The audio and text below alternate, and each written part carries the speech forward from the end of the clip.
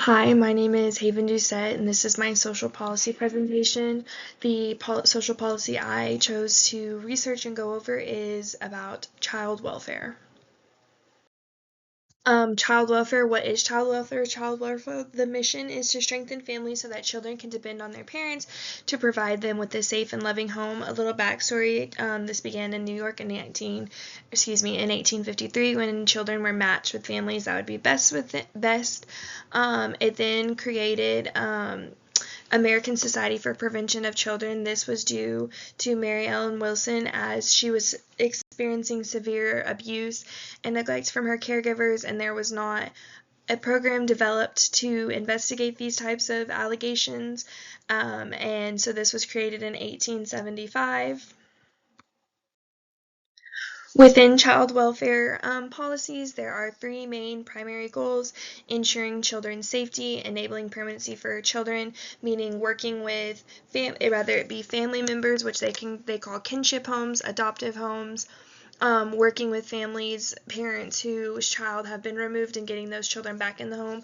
What is the best permanency plan for this child? As that's what the child welfare policy wants: is there to be a permanent location for this child and a permanent plan so the child does not continue going in and out of the foster care. And promoting the well-being of children and their families. Oftentimes, most families just need a little support, need a little help with these.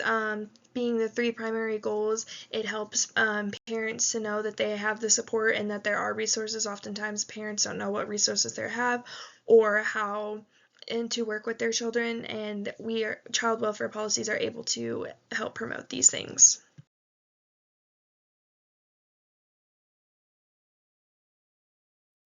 Some more history. So what is the Shepherd-Towner Act? This was an established federal act where mothers and babies could get health services, and they could get money for these health services, as that in that time that was what was needed, was money, and they established this federal money that was able to be provided. In 1967, this is when child abuse laws were enacted. In 1970, after these laws were enacted, the prevalent problem of sexual abuse began to be recognized and noticed by investigators. Then in 1974, Child Abuse and Treatment Act, CAPTA, was created, and what this is to improve state response to child abuse claims, meaning that they were able to hire more investigators to look into these claims, as there were several claims with several parents being gone, often at long periods of time, leaving the children in the home as they were being neglected, not fed. There were allegations of abuse for several children. From school teachers and parents at school. They were able to go and look into these investigations and investigate as there were more federal funding being provided with the establishment of this act. In 1980, the Child Welfare Act and Adoption Assistance. This made it where families should be kept together with whatever is possible. So this is allowing there to be kinship families, meaning family members of the child they're being removed from the parents, or family friends, where they are able to stay with individuals that they know and they have a relationship with, and not be ripped away from familiar surroundings in a stable environment. With the adoption assistance, this is helping families who do adopt children out of the foster care system receive payments to help provide for them throughout their life and help continue providing them with stable environments.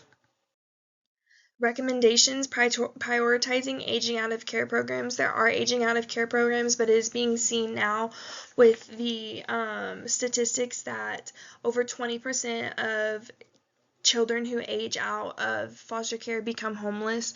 This is very important because while they're in foster care, they're provided with health care and they have the stable environment, but they're not given the tools that they need to move on after they age out of care. If they're in a RTC, which is a residential treatment facility, they have nowhere to go once they're aging out of care, causing us to see a higher population of homeless individuals. Only 58% are graduating high school as they're dropping out, and as they're living in these RTCs, they're dropping out and then they're becoming homeless as they're aging out.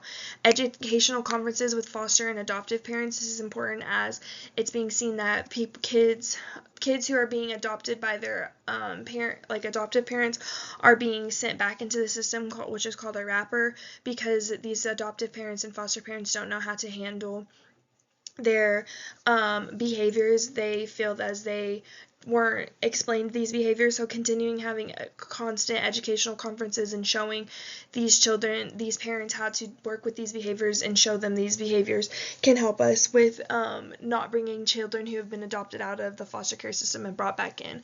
Follow-up programs after reunification. Oftentimes within the system, parents are able to work services to get their children back in the home, but once the case is closed out, there are intakes taken in and the children are removed from the home. So continuing to have these follow-up programs with reunification to ensure that the parents are doing what is needed and the children are safe in their home.